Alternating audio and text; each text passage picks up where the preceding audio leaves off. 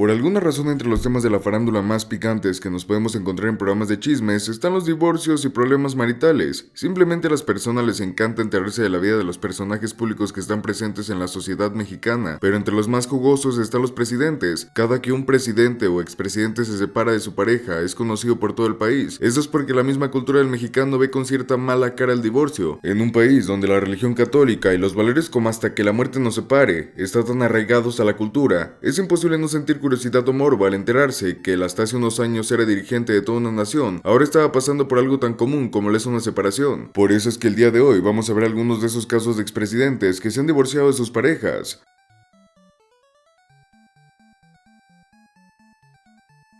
Peña Nieto. El caso de la relación nupcial entre Enrique Peña Nieto y Angélica Rivera es muy curioso, pues en más de una ocasión se ha comentado que esta relación no fue nada más que una estrategia para hacer más popular la imagen del presidente ante el ojo público. La historia y la teoría va más o menos así. Una vez el señor Peña Nieto ganó las elecciones y quedó como presidente de México. Se estima que su nivel de aceptación comenzó a descender de una forma apresurada, no solo por el pésimo uso de los recursos públicos, algunos escándalos de corrupción y las cuestionables capacidades del presidente para actuar como una persona competente, sino por algo más atado a su imagen.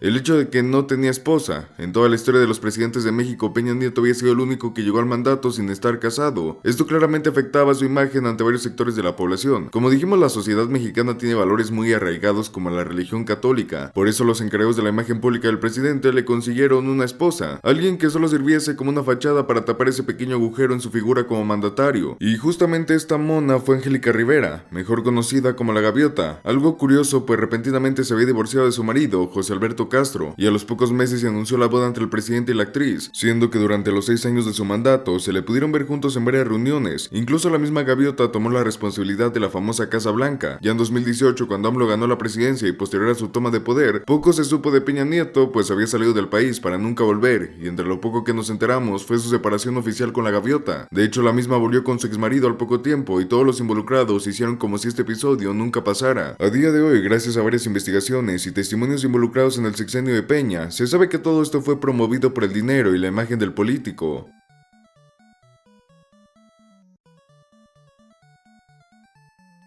Carlos Salinas de Gortari.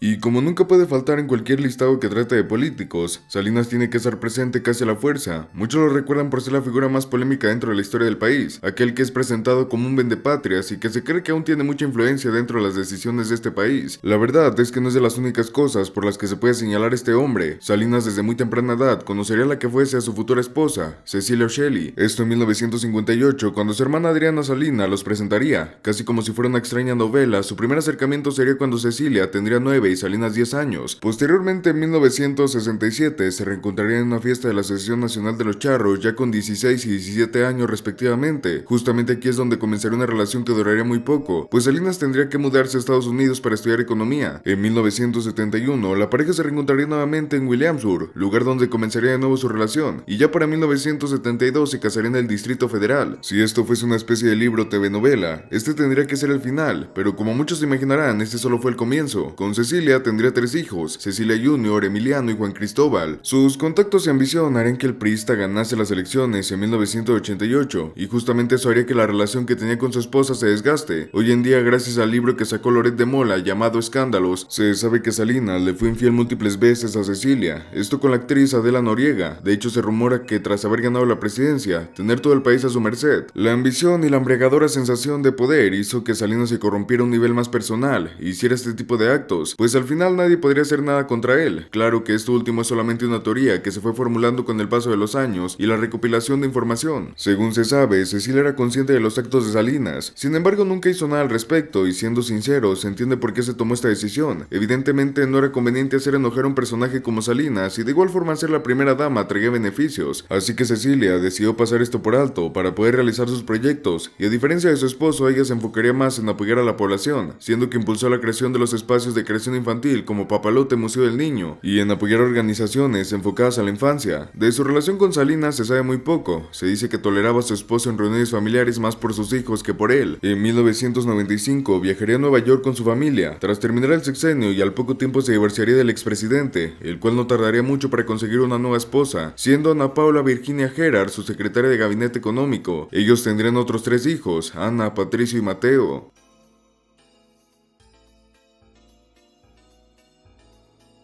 José López Portillo. Si bien López Portillo es recordado como uno de los tantos protagonistas del prianato, la verdad es que tuvo varios aportes y generalmente no se le suele señalar tanto, pues los actos de Díaz Ordaz o el mismo Salinas eclipsan muchas de sus fechorías. Pero estamos aquí para hablar de divorcios y justamente eso vamos a ver. Se sabe que Portillo habría de conocer a su esposa desde temprana edad, pues Carmen Romano, una niña de ascendencia multicultural que se terminó por establecer en la Ciudad de México, era su vecina y amiga de la cuadra. Claro está que no estamos hablando de un barrio marginado, sino de esas pocas zonas lujosas que habían en ese entonces. Posterior a su relación como niños, ambos se dejarían de ver por un buen tiempo, ya que Carmen habría de crear una carrera como música y una excelente pianista, y Portillo se dedicaría a sus estudios, siendo que se graduaría como licenciado en Derecho en 1946 de la UNAM. Curiosamente, en esta época, Carmen estaría abandonando su sueño de ser música, ya que una fuerte enfermedad le haría abandonar sus estudios en Francia y se dedicaría a estudiar arquitectura y diseño de infraestructuras. No se sabe muy bien cómo fue que se reencontraron, pero para 1951 habían contraído matrimonio a la edad de 26 y 25 años.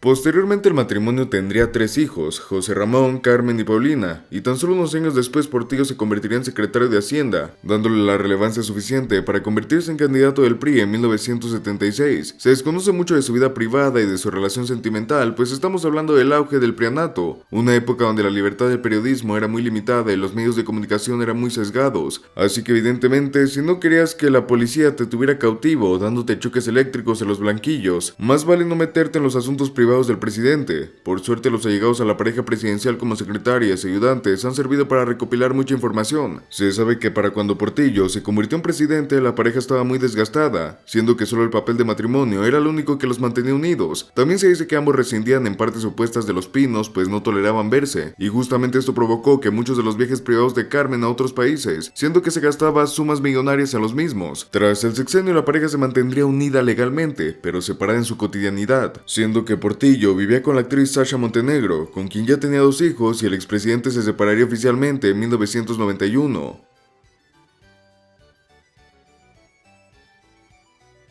Adolfo López Mateos. Justamente hasta ese punto es que podemos ver que todos los presidentes enlistados en este video han sido parte del PRI. No sabemos si es parte de una maldición o si simplemente las personas que califican para el cargo de presidente dentro de este partido tienen un severo problema con sus relaciones interpersonales. Pero la verdad es que es curioso que todos tengan esta constante. La historia de López y su cónyuge es fácil de explicar. Por una parte tenemos al menor de una familia que tuvo que crecer sin un padre y que se convertiría en abogado y en un entusiasta por el deporte. Y por el otro teníamos una mujer proveniente de una caudalada familia y que en su mente tan prodigiosa les permitió graduarse como bióloga. Eva Samano y López Mateos se conocerían por primera vez en una reunión dada en la casa de la poeta toluqueña Lolita Becerril, donde comenzaría una relación de 12 añotes que culminaría en un matrimonio cuando la madre de López los obligaría a casarse. Y como ya es más de costumbre en estos casos, los problemas comenzarían una vez que López se convertiría en presidente de México en 1958. Debido a lo longevo de la época y que hubo un recelo muy grande de la información sobre la vida de los políticos en ese tiempo, se desconoce su situación sentimental y las situaciones a las que se sometían. De lo poco que se sabe es que el poder comenzó a corromper al mandatario y comenzó a hacer lo que quisiera sin ninguna restricción o límite. Pero lo que sí se sabe es que su divorcio, el cual no fue que se diera al final del sexenio o que simplemente vivieran unidos solo por el compromiso, sino que López Mateos es el primer y único presidente que se ha divorciado en medio de su mandato, siendo que solo hizo falta firmar unos papeles, pues nunca se casaron ante la iglesia, ya que Eva era protestante. Por el resto de su sexenio Mateos no tuvo cónyuge, y no fue hasta 4 meses después de dejar el cargo que se casaría con Angelina Gutiérrez Adurni, esto en el año de 1965. De hecho, se sabe que ambos mantendrían una relación en secreto desde comienzos del sexenio, pero no se tiene mucho registro de esto. Adolfo Ruiz Cortines. El antecesor de López Mateos también sufrió de problemas nupciales durante su carrera política, pero por poco y él se convirtió en el primer presidente que lo votaba a su esposa en pleno sexenio. Ruiz tendría dos esposas a lo largo de su vida. La primera sería Luisa Carrillo Gutiérrez, con quien se casaría en 1915. De hecho, esta mujer y de su relación se conoce muy poco, pues para este punto faltaría tiempo para que Ruiz se convirtiera en presidente de México y su relevancia como figura política se extendiera. Solamente se sabe que se separaron en 1935. En esa misma fecha, Ruiz comenzó su carrera política como oficial mayor del Departamento del Distrito Federal. Posteriormente se casaría con la ascendente alemana Marisa Aguirre en 1941, quien fuese la mujer que se quedaría a su lado durante el resto de su carrera en la política y lo acompañaría en su sexenio 1952 hasta 1958. De hecho, como uno de los datos anecdóticos que trajo esta relación fue que María sería la primera mujer en ejercer su voto en una elección federal en 1955. Una mala anécdota para tu abuelo misógino. Tras terminar el sexenio, ambos se separaron en finales de la década de los 60, siendo que no se volverían a casar hasta el final de sus días. Ruiz regresaría a su Veracruz, su estado natal, y María se quedaría en su residencia en San José Insurgentes, en la Ciudad de México. Posteriormente, el expresidente moriría en 1973 y su ex esposa no estaría entre las personas beneficiadas por el testamento, diciendo textualmente: ella tiene bienes para vivir bien. Eso nos habla un poco de la mala relación que aún llevaban. Así es como terminamos este recorrido por algunos de los presidentes que han terminado con sus matrimonios al final o a la mitad de sus sexenios. Cuéntanos, ¿crees que solo a los partidarios del PRI les pasa esto? ¿O es algo más arraigado con su persona? Esperamos tu aporte en la caja de comentarios. Ya sin nada más que decir, esperamos verte de vuelta en un próximo video.